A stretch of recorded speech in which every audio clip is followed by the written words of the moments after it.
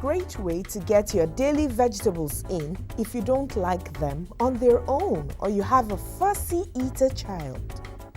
It's also great for packing your lunch or for school lunch bags. So here's how you can do it.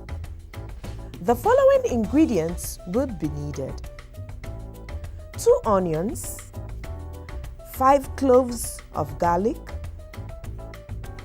1 tablespoon of ginger, 250 grams of chicken breasts, 3 grated carrots, 1 capsicum sliced thinly, 2 cups cabbage finely sliced, 1 tablespoon of soy sauce, 1 teaspoon of salt, half a teaspoon of ground turmeric, half cup sweet corn, 2 tablespoons of flour, 1.5 tablespoons of water, and then the spring rolls wraps. For this demonstration, I added 2 onions, a few cloves of garlic, and a little ginger to a food processor, and then we processed that. I've also got some grated carrots, grated capsicum, and some grated cabbage. Now, I'm sauteing my ginger garlic onion mix and adding 2 chicken breasts that have been cubed up. I then added a little bit of salt and a little pepper as well.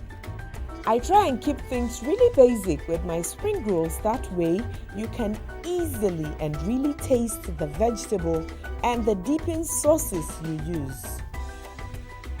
So I'll tell you this, on a medium flame, it is a good idea to cover this up because it makes the chicken to cook a lot faster but still stay moist.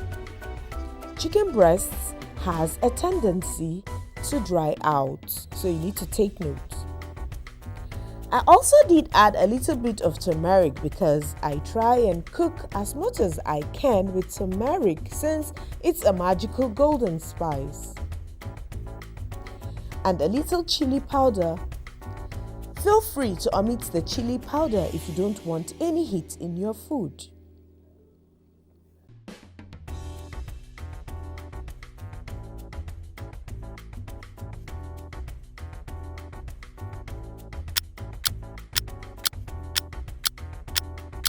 Now, my chicken's cooked through.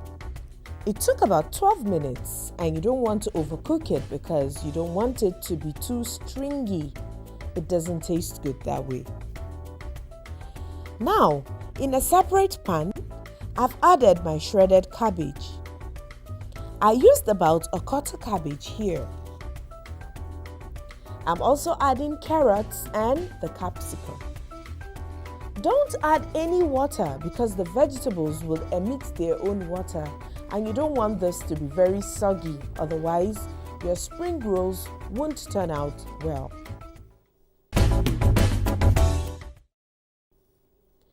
I also use this as a good opportunity to add more vegetables like sweet corn, so feel free to add whatever you want as long as it doesn't have a high water content. Just saute lightly.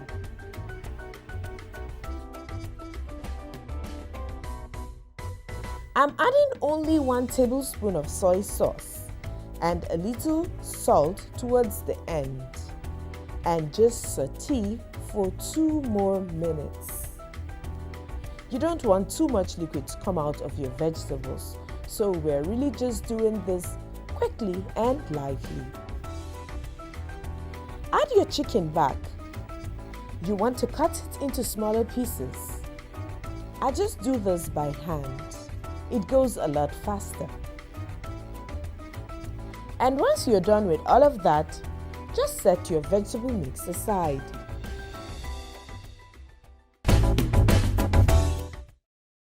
Now to your wraps. I made a paste with flour and a little water. You want that consistency, and I'm just using the store-bought wraps in the freezer section. You can get round ones. It's fine. It works as well, or you can make your own. Take a decent amount of your chicken mixture. You don't want to overfill, neither do you want to underfill. I don't like stingy. So put it on one side and then pick one end, wrap it, and then sort of make like an envelope. It's pretty easy to do. I'm going to show you how to do it again. A little bit closer again. You want to use your glue. This flour mixture acts as a glue for all your pastries and stuff that you need to seal. Now again, bring in one corner and then folding in the other two sides. Try and keep it nice and taut. Hold it firmly and roll it firmly so that it does not break apart. And after a little while, you should have a good, nice, decent batch of spring rolls for a fraction of the cost you paid to buy them.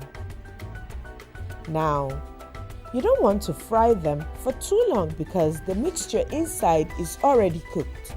So just fry until the outer pastry casing is covered through, like so. Easy peasy does it.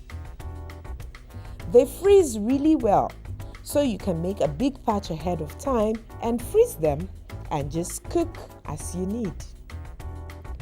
That's it, folks. And as always, happy cooking.